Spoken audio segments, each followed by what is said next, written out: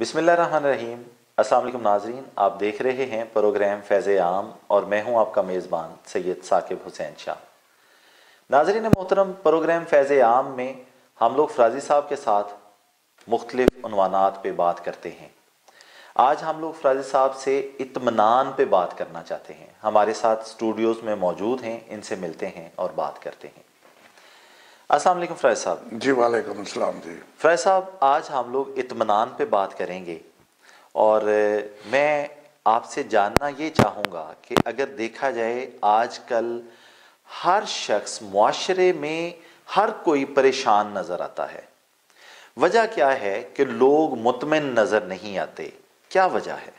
اچھا شاہ صاحب، اکثر ہم جب پروگرام کرتے ہیں تو میں دماغ کے خلیوں سے بات شروع کرتا ہوں ہمیشہ، اور میں اکثر یہ کہتا ہوں آپ کو کہ انسان کے دماغ کے اندر فلاں چیز کا بہت خلیہ ہے، کمپیوٹر ہے اور بہت بڑا خانہ ہے۔ جی بالکل ایسے۔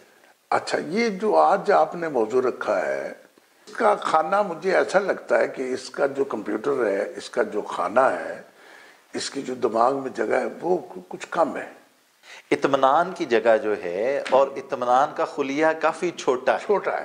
یعنی پہلی دفعہ ایسا ہوا ہے ہمارے 2-3 سال کے پروگراموں میں جی کہ ہم نے یہ کہا کسی چیز کا خانہ جو ہے وہ چھوٹا ہے، اس میں اتنی وسعت نہیں ہے۔ بالکل ٹھیک ہے جی۔ اچھا، اب وہ میں اس نظریے سے کہتا ہوں کہ لوگوں کے دماغ میں اطمینان کے، سیٹسفیکشن کے، سکون کے خانے میں گنجائش کم ہے اور انسان پریشان ہے۔ جی بہت ساری اس کی وجوہات ہیں انسان کے پریشان ہونے کی۔ انسان اپنی ذات سے مطمئن نہیں ہوتا۔ فیض صاحب، ظاہری طور پہ اگر دیکھا جائے تو جتنے وسائل آج کل کے لوگوں کے پاس ہیں، جتنی سائنسی جدت، جتنی آسائشیں آج کا انسان استعمال کر رہا ہے اور جتنا مطمئن اس کو آج کے انسان کو ہونا چاہیے، پچھلے لوگوں کی نسبت تو ہم لوگ بہت زیادہ ہمیں چین اور سکون ہونا چاہیے، کیونکہ ہمارے پاس تو بے تحاشا آسائشات ہیں، ہم پھر بھی بے چین ہیں اور بالکل مطمئن نہیں ہیں۔ اصل بات یہ شاہ صاحب، کسی چیز کا اضافی ہونا، آپ کیا سمجھتے ہیں کہ ایک بہت بڑا مکان ہو، ایک بہت بڑی کوٹھی ہو جس میں 15 بیڈ ہو، یہ ہو وہ ہو، لا تعداد آسائش زندگی ہوں، وہاں پہ بے چینی زیادہ ہوگی۔ اب میں ایک آپ کو چھوٹی سی مثال دیتا ہوں، چونکہ آپ نے وہ بات کی کہ آج کی ترقی یافتہ دور میں، تو میں جب ہم بچپن میں تھے تو ہماری والدہ سالن پکاتی تھی، ہم کافی سارے بہن بھائی تھے، تو تھوڑا تھوڑا سالن سب کو ڈال کے دیا جاتا تھا، تو بڑی مشکل سے روٹی کا گزارا ہوتا تھا۔ اور پاکستان میں آج سے 50 سال پہلے بیشتر لوگ غریب تھے لیکن مطمئن تھے۔ اب مطمئن ہونے کی کیا وجہ تھی کہ اگر آپ کے پاس زیادہ اثاثہ نہیں ہوگا نا، تو آپ نے یہی کہا نا کہ ترقی ہو گئی۔ اگر آپ کے پاس 3 گاڑیاں ہوں گی تو آپ کیا سمجھیں گے کہ آپ بڑے مطمئن ہیں؟ آپ کی پریشانی بڑھ گئی، ٹھیک ہے جی، گاڑیوں کی صفائی بڑھ گئی، ڈرائیوروں کے خرچے بڑھ گئے۔ یعنی مطلب وہ آدمی کیسے مطمئن ہو سکتا ہے جس کے پاس 6 بھینسیں ہوں، اور 1 بھینس والا مطمئن ہوگا یا 6 والا؟ یہ ذرا آپ جواب دیں۔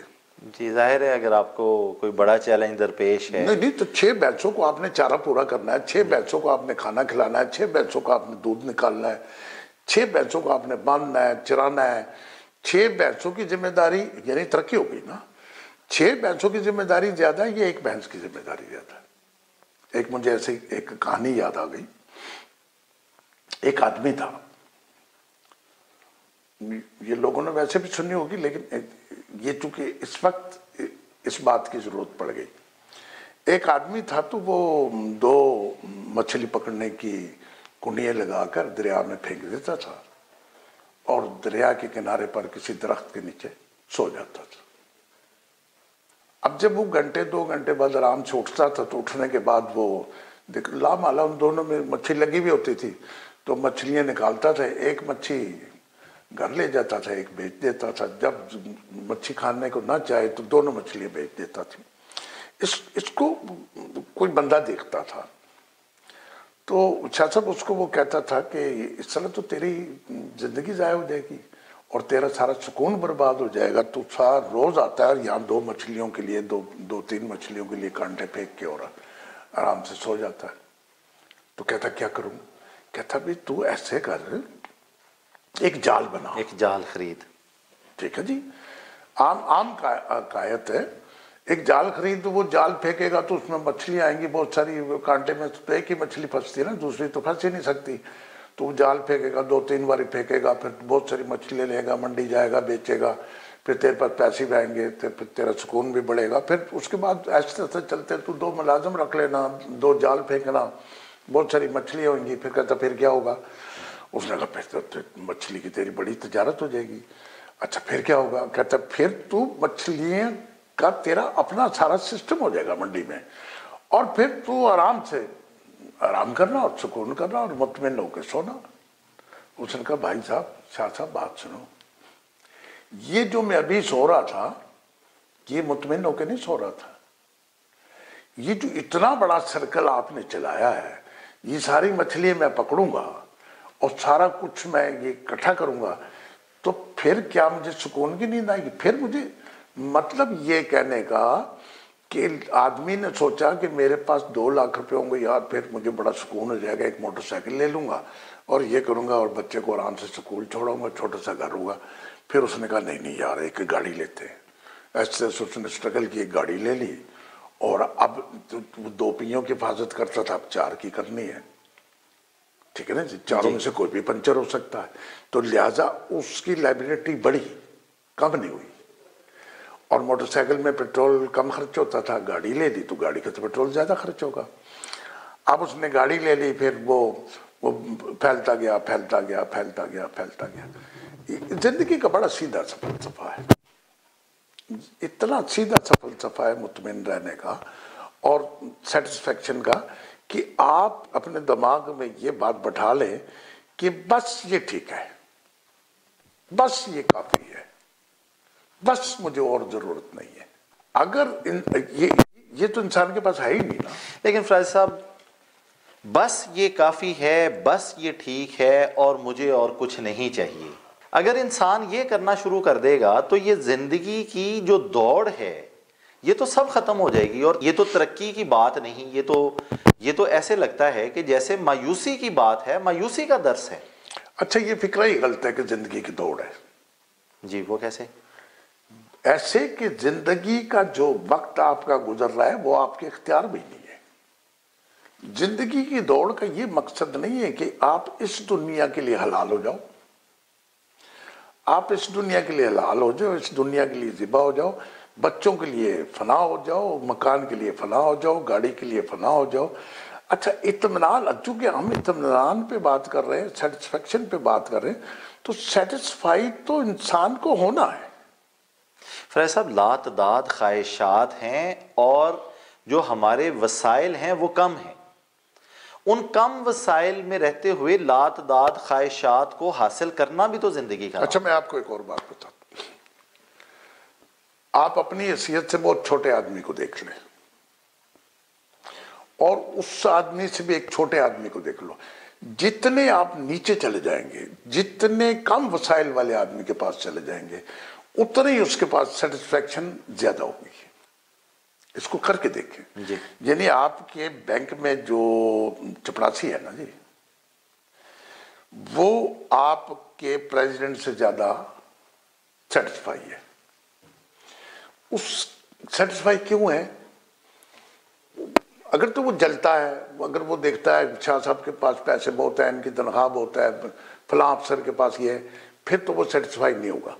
اگر وہ یہ سمجھتا ہے کہ اللہ کی قدرت نے مجھے اتنی حیثیت دینی تھی, اس نے دے رکھی ہے, مطلب اس سیٹسفیکشن کا ایک جو اس کا الٹا طرف ہے, آپ میری تائید کریں گے، وہ ناشکری ہے.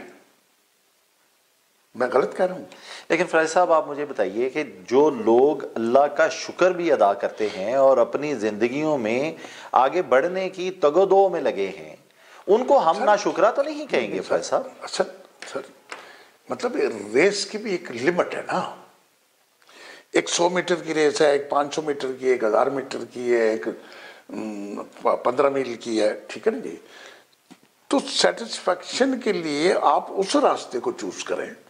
یہ میں نہیں کہہ رہا، یہ قدیم لوگ کہہ کے گئے، اولیاء کہہ گئے، نبی پیغمبر کہہ گئے کہ آپ نے مطمئن رہنا ہے، آپ نے مطمئن ہونا ہے. اب آپ دیکھیں نا، جو ایک بندہ 5 وقت کی نماز مسجد میں جا کے پڑھتا ہے سکون سے، آرام سے، تسلی سے، اس سے آپ کوئی بات کریں تو وہ کہتا ہے بس ٹھیک ہے، اللہ کا لاکھ لاکھ شکر ہے.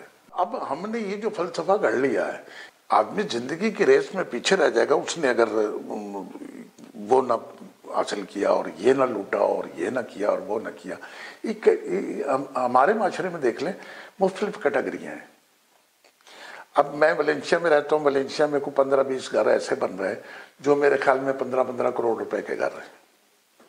بڑے ڈیزائننگ ہے، بڑا سارا کچھ ہے، ٹھیک ہے جی. اللہ تعالیٰ نے تو یہ اس ریس کے لیے منع کر رکھا ہے. مطلب اس نے زندگی کا سارا فلسفہ انسان کو سمجھا رکھا ہے. انسان نے مطمئن ہونا ہے، انسان نے سیٹسفائی ہونا ہے. صاحب آپ بتائیں، آج کل جو ہم لوگ بات چیت کر رہے ہیں، کامیابی کا اور ناکامی کا کون سا ایسا پیمانہ ہے جس پہ لوگوں کو جانچا جاتا ہے کہ وہ کامیاب شخص ہے یا ناکام شخص ہے؟ وہ تو دولت ہے. ہاں، دنیا جتنی میکسیمم آپ دولت، جتنی میکسیمم آپ اس دنیا پہ اپنا کنٹرول کرتے ہیں، دولت کا حصول کرتے ہیں، آپ مال و دولت کو حاصل کرتے ہیں، آپ کو اتنا کامیاب سمجھا جاتا ہے. تو آپ بتائیے کہ اصل کامیابی کیا ہے؟ سر دنیا کی نظر میں کامیابی آپ اس کو کہتے ہیں، دنیا کا ایک ہی فلسفہ ہے، پیسہ پیسہ پیسہ پیسہ. آپ سمجھتے ہیں کہ اس آدمی نے، یہ بڑا غریب تھا، اس نے یوں کیا، اس نے وہ کیا، یہ اب اس نے بڑا پیسہ حاصل کر لیا. جو ہم جس سیٹسفیکشن کی بات کر رہے ہیں، جو انسان کے لاشعور میں ہے، جو انسان کے دل میں ہے. میں ایک بات آپ سے کہتا ہوں، دنیا کے جتنے بڑے لوگ ہیں، جتنے بڑے لوگ ہیں، وہ صرف دعائیوں پر زندہ رہتے ہیں. ان کا انر جو ہے نا، ان کی سیٹسفیکشن والی خلیے کو ڈیمیج کر گیا، اس کو کینسر ہو گیا، وہ خلیہ ختم ہو گیا. اب آپ نے دیکھا نہیں، آپ فورڈ کی ہسٹری پڑھ کے دیکھ لیں، آپ اس کی پڑھ کے دیکھ لیں، فلانے کسی بندے کی پڑھ کے دیکھ لیں.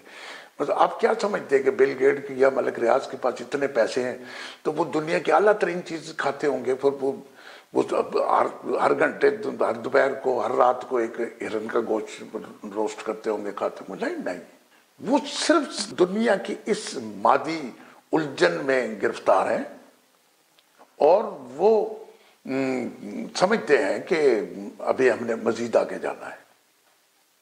نہیں سر، یہ فلسفہ ہی غلط ہے. میں یہ نہیں کہہ رہا کہ آپ پیسے نہ کمائیں، اور یہ کوئی بھی نہیں کہتا. جتنے لوگ اس موضوع پر گفتگو کرتے ہیں وہ یہ نہیں کہہ رہے ہوتے کہ آپ بس ٹھیک ہے، آپ کو جو مل رہا ہے اس پر شکر کریں. نہیں، آپ چھینا جھپٹی مت کریں، آپ چوری مت کریں، آپ بےایمانی مت کریں، آپ دغا مت کریں، آپ لوگوں کا حق نہ ماریں. اب ہمارے ملک کے اندر لوگ ترقی کرنے کے لیے کیا کیا ٹھگیاں نہیں کرتے، کیا کیا زیادتیاں نہیں کرتے، ملاوٹ کرتے ہیں، جھوٹ بولتے ہیں، فراڈ کرتے ہیں. اصل کامیابی یہ ہے کہ اللہ اور اللہ کے رسول کے بتائے ہوئے رستوں پہ، صلی اللہ علیہ وآلہ وسلم، ان کے بتائے ہوئے رستوں پہ جا کے زندگی کو گزارا جائے. اصل کامیابی یہ ہے کہ اپنے رب کے بتائے ہوئے قوانین کے اپنے آپ کو پابند رکھا جائے. یہی فرما رہے ہیں آپ؟ یہی کہہ رہا ہوں بھائی. ایک بزرگ تھے، اولیاء تھے، تو وہ کشتی میں سفر کر رہے تھے. میں نے ان کی پڑھی، وہ عبد المالک دینار ان کو کہتے تھے. تو وہ کشتی میں بیٹھے تو ملاح نے، جب کشتی تھوڑی دور گئی تو ملاح نے کہا بھائی نکالو دینار. اس نے کہا میرے پاس تو دینار ہے ہی نہیں. اب میں آپ کو سیٹسفیکشن بتا رہا ہوں. اس نے کہا اچھا اگر تم دینار نہیں دو گے تو میں تمہیں اٹھا کے دریا میں پھینک دوں گا. ان سب نے پیسے دیے ہیں تو یہ سفر کر رہے ہیں، ٹھیک ہے نا جی. اس نے کہا میرے پاس تو نہیں ہے. اس نے اس کو وہ ملا نے اس کو اٹھانے کی کوشش کی تو 4 مچھلیاں ادھر سے آ گئی، 4 مچھلیاں ادھر سے آ گئی، تو انہوں نے دینار کشتی کے اندر پھینک دیے. تو آپ سیٹسفائی ہوں اپنے خالق اور مالک سے جس نے آپ کو پیدا کیا. وہ جو تھے اولیاء وہ اللہ سے اتنے مطمئن تھے کہ مچھلیوں نے کہا کہ تو اس کو دریا میں پھینکنا چاہ رہا ہے صرف دینار کے لیے، تو یہ لے دینار. تو آپ اپنی سیٹسفیکشن کو اس مقام پر لے جائیں، اس جگہ پہنچ جائیں جہاں پہ اللہ حکم دے مچھلیوں کو کہ اس کو دینار دے دو. بہت خوب. ٹھیک ہے نا جی. اب ہم تو اس بات پہ اگر ساری زندگی بحث کرتے رہے تو لوگ اس کو مایوسی سمجھیں گے، اس کو ساس کمتری سمجھیں گے، اس کو بزدلی سمجھیں گے. نہیں، یہ نہیں مطلب. جائز تو ساری دنیا میں جائز کام تو کرتے رہے. آپ نے نجائز کام کر کے مطلب میں اسمگلنگ کرتا ہوں، میرے پاس اسمگلنگ کی کوئی چیز ہے تو میں مطمئن کیسے رہ سکتا ہوں؟ اب میں اسمگلنگ اس لیے کر رہا ہوں کہ میں یہ چیز فلانے بندے کو دوں گا، مجھے وہ 5 لاکھ روپے دے گا، میں کیسے مطمئن؟ جتنے لوگ آپ کو زیادہ پریشان نظر آئیں گے اتنے ہی انہوں نے دنیا میں زیادہ ایسے جال پھیلا رکھے ہوں گے جہاں سے ان کی حوث سے زر پوری نہ ہوتی ہوگی. صحیح میں آپ کو کہہ رہا ہوں. آپ مطمئن ہیں، آپ دفتر میں بڑے خوش بیٹھے ہوتے ہیں، آپ کو پتہ ہے مجھے مہینے بعد اتنی تنخواہ ملی. لوٹ مار سے ہمارا ملک تو لوٹ مار سے مطمئن ہونا چاہ رہا ہے نا. افسوس. اور دنیا کا یہ کوئی فلسفہ ہی نہیں ہے کہ دنیا صرف اسی لیے بنی ہے کہ آپ نے یہاں پیسہ گین کرنا ہے، آپ نے یہاں عمارتیں بنانی ہے، آپ نے. اچھا پھر اللہ تعالیٰ کہہ رہا ہے کہ یہ دیکھو قبرستان. فیض صاحب، انسان معاشرے میں باعزت کیسے ہو سکتا ہے؟ باعزت قناعت کر کے ہو سکتا ہے، اور اللہ تعالیٰ کا جو دیا ہوا اس کے پاس ہے اس پہ قناعت کرے، اس پہ شکر کرے. اور جیسے وہ مچھیرا کہتا ہے پھر کیا ہوگا، ابھی میں سکون سے نہیں سو رہا. معمولی سی بات ہے، وہ کہتا ہے میں سکون سے سو رہا ہوں. تو میں آج تو الگ تو فیض صاحب، اکثر ہم لوگ یہ کرتے ہیں کہ آپ کی پوئم کے لیے اور آپ کی نظم کے لیے آپ سے الگ درخواست کرتے ہیں کہ الگ ٹائم میں ہم لوگ کرتے ہیں، لیکن آج آپ اس کو میں نے اپنی حیات بشر سے آپ نے ایک شعر لکھا تھا، وہ بھی یہ سیٹسفیکشن کے لیے. آپ یہ والی اگر ہمارے ناظرین کے لیے پیش کر دیں جی.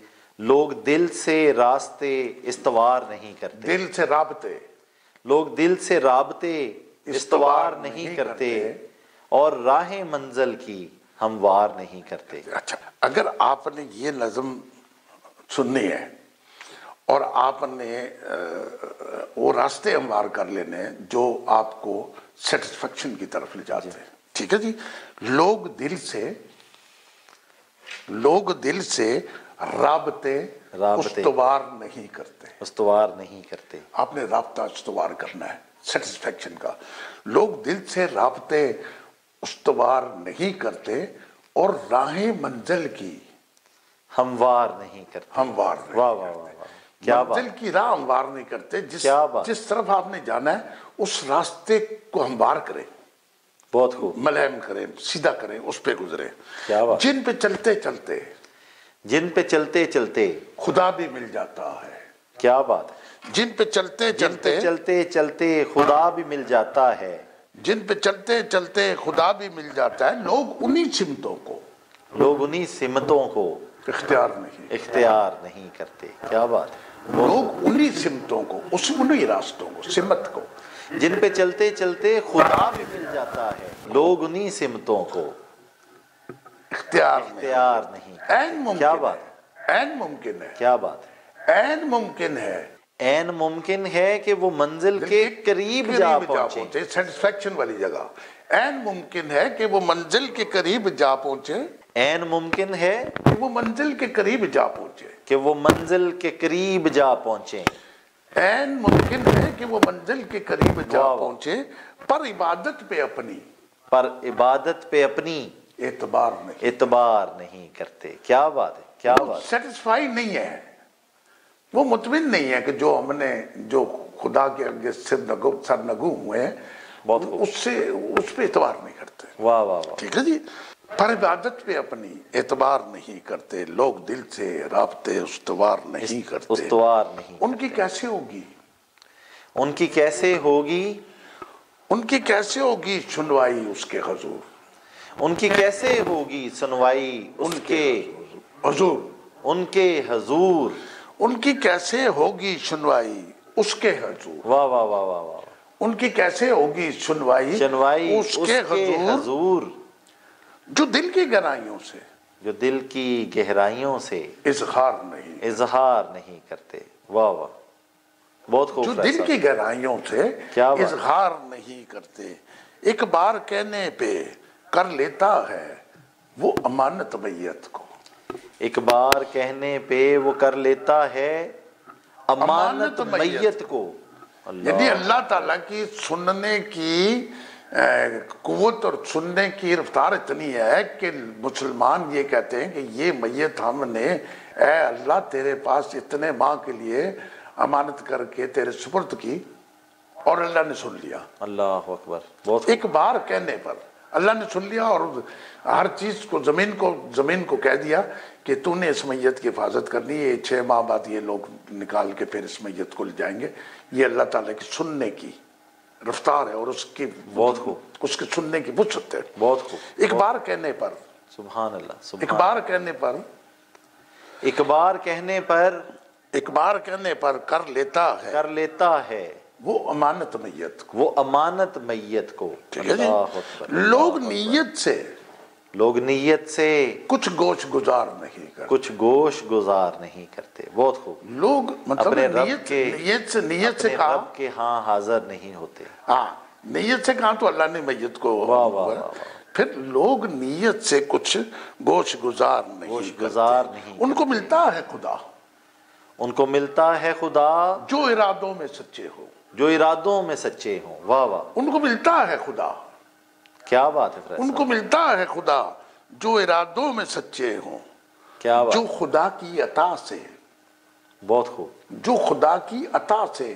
انکار نہیں کرتے، واہ واہ واہ، زبردست زبردست، جو خدا کی عطا سے انکار نہیں کرتے، مطلب ان کو ملتا ہے خدا جو ارادوں میں سچے ہو، واہ واہ، بہت ان کو ملتا ہے خدا جو ارادوں میں سچے ہوں، جو خدا کی عطا سے انکار نہیں کرتے، خدا تو ہے رگے شہ سے قریب قریب تر، خدا تو ہے رگے شہ سے قریب قریب تر، کیا بات ہے، کیا بات، خدا تو ہے رگے شہ سے، الفاظ میں مضمون بیان کیا ہے، کیا بات، خدا تو ہے رگے شہ سے قریب قریب تر، وہ تو کافر ہیں، وہ تو کافر ہیں جو یہ اقرار نہیں کرتے، کیا بات ہے، وہ تو کافر ہیں، کیا بات ہے، وہ تو خدا، کیا زبردست گریں لگائیں ہیں آپ نے شاعری کی، وہ تو کافر ہیں، وہ تو کافر ہیں جو یہ اقرار نہیں کرتے، لوگ دل سے رابطے استوار نہیں، دل سے رابطے استوار نہیں کرتے،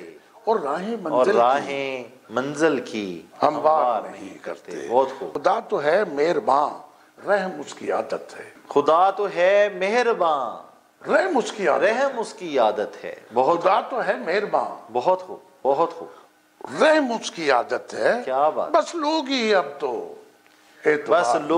اب تو اعتبار نہیں کرتے، کیا بات ہے، کیا بات، وہ کہتا ہے کہ جب تک میں 2 مچھلیوں کی جگہ 4 جال نہیں ڈالوں گا، کیا بات، اس وقت تک میں امیر نہیں ہو سکتا، بہت، تو وہ بس لوگ ہی اب تو انتظار نہیں کرتے، اللہ تعالیٰ کہتا ہے میں نے جو تیرے مقدر میں لکھ دیا وہ تجھے دیکھ کر چھوڑوں گا، بہت، آخری شعر ہے، جو رکھتے ہیں دل میں بے یقینی کو فرازی، جو رکھتے ہیں دل میں بے یقینی کو فرازی، جو رکھتے ہیں دل میں بے یقینی کو فرازی، وہ سجدہ بھی یقین سے ایک بار نہیں کرتے، کیا بات ہے، وہ سجدہ بھی یقین سے ایک بار نہیں کرتے، لوگ دل سے رابطے، کیا بات ہے، کیا بات ہے، اور راہیں منزل کی ہموار نہیں کرتے، بہت خوب، جب یہ سارا کچھ کر لے تو پھر سیٹسفیکشن یا اطمینان ان سے کیسے دور جا سکتا ہے؟ جی شاہ صاحب، فیض صاحب، آپ سے بہت دل چاہتا ہے کہ بڑی لمبی گفتگو ہو، سیر حاصل، بڑی گفتگو ہوئی آپ سے، بہت کچھ سیکھنے کا موقع ملتا ہے، اور اب آپ سے اجازت چاہتے ہیں، آپ کے شکر گزار ہیں، آپ اپنے قیمتی وقت سے ہمارے لیے وقت نکالتے ہیں۔ ناظرین محترم، آپ کا بھی شکریہ، آپ نے پروگرام دیکھا، فیض عام کا مشن ہے لوگوں کی مدد کیجئے، لوگوں کا خیال رکھیے اور ان کا سہارا بنیے جن کا کوئی سہارا نہیں۔ اپنے میزبان کو اجازت دیجئے، اللہ نے کے بعد۔